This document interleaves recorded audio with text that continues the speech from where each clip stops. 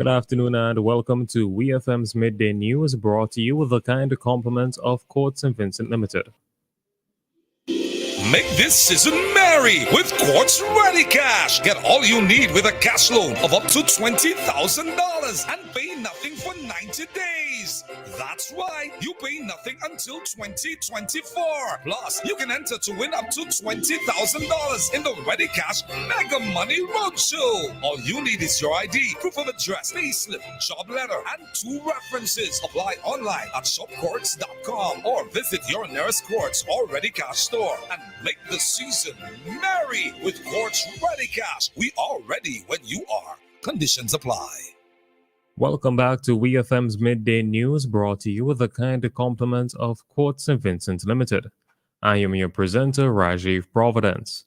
First, on the local scene, the National Emergency Management Organization NEMO, in collaboration with the World Food Programme, through funding from the Government of Canada, the European Union, and the USAID Bureau for Humanitarian Assistance, is conducting a forklift operation and certification training.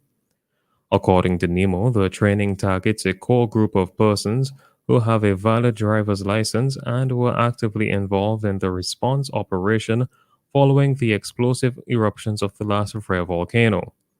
Participants will be certified, enabling them to apply their knowledge and skills to operate a forklift safely and professionally in normal and emergency situations. NEMO says the training methodology encompasses formal instructions, practical training, and evaluation assessment of individual performance, including a written test, hands-on forklift safety inspection, and the safe operation of a forklift in both indoor and outdoor environments. The formal instructions commenced today, Wednesday, December 6, 2023, at NEMO's conference room at 8:30, while the practical training and evaluation will take place on Thursday, December 7th, 2023, at NEMO's warehouse at Camden Park at 8:30 a.m. The St. Vincent and the Grenadines Red Cross Society extended heartfelt thanks to its volunteers as they celebrated the International Volunteer Day on Tuesday, December 5th. The SVG Red Cross said that their mandate could not have been possible without the embodiment of the principles of equality, impartiality, neutrality, independence, voluntary service, universality, and humanity by their volunteers. In an official release, the St. Vincent and the Grenadines Red Cross said that the organization counts on 369 adult volunteers and 194 youth volunteers. They said that there is always room and opportunity to volunteer and encourage everyone in St. Vincent and the Grenadines to thank someone who served as a volunteer. Still on the local scene, the Royal St. Vincent and the Grenadines Police Force is seeking the assistance of the general public in locating Ania Cozier, an 11-year-old student from Richmond Hill. According to her grandmother, Ania left home on Wednesday, November 27, 2023 at 5:40 p.m. for an unknown destination, and she has not returned home since.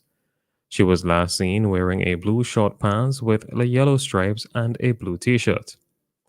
According to a release from police, Ania is 5 feet 4 inches tall, with brown eyes, a large nose, a dark complexion, and short natural hair. If seen, persons are asked to call 911, 999, or 457-1211, or the officer in charge of the Criminal Investigations Department Major Crimes Unit at 456-1810, or contact any police station or police officer you're comfortable speaking with. On to news in the region. 2 police officers have been charged in connection with a robbery scheme in Guyana. A police report states that police constables Julian Smart and Winston Williams allegedly conspired with others to rob the victim of 8 million Guyanese dollars on November 29th. Police said they received evidence allegedly showing Smart taking the suspects to the crime scene, Loop News reports.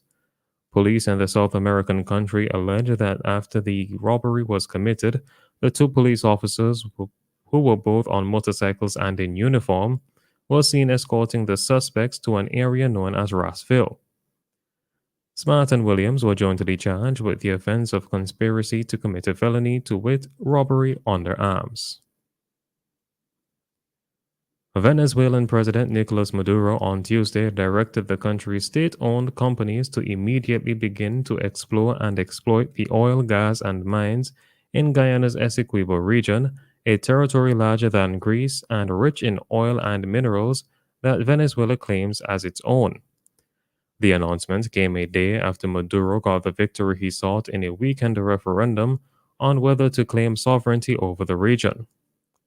He said that he would immediately proceed to grant operating licenses for the exploration and exploitation of oil, gas, and mines in the entire area of the Essequibo.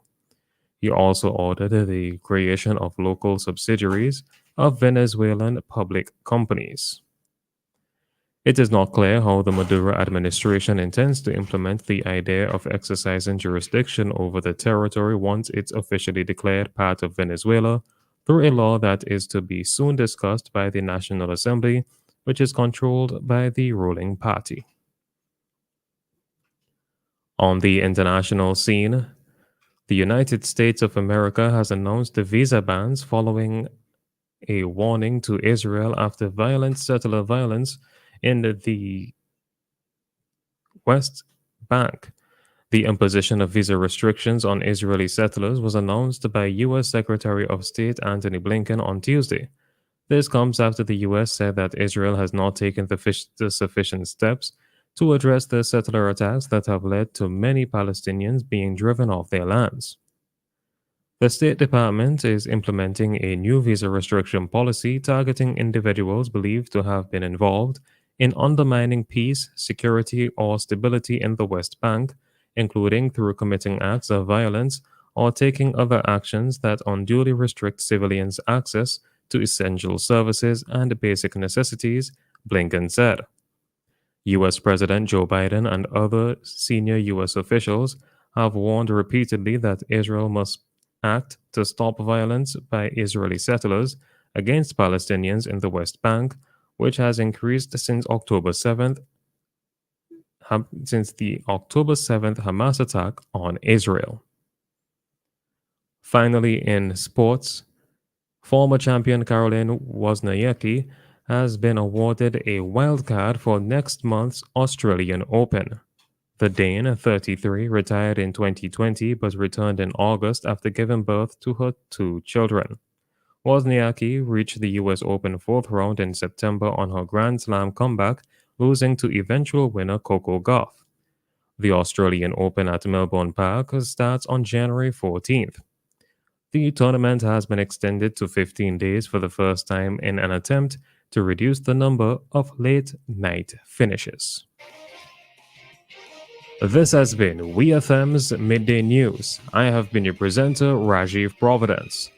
Join us again at 3 o'clock for WEFM's 3 p.m. news. WEFM's Midday News is brought to you with the kind compliment of Courts St. Vincent Limited. Attention shoppers! If you miss Black Friday at Courts, fear not! Courts has extended its Black Friday deals just for you!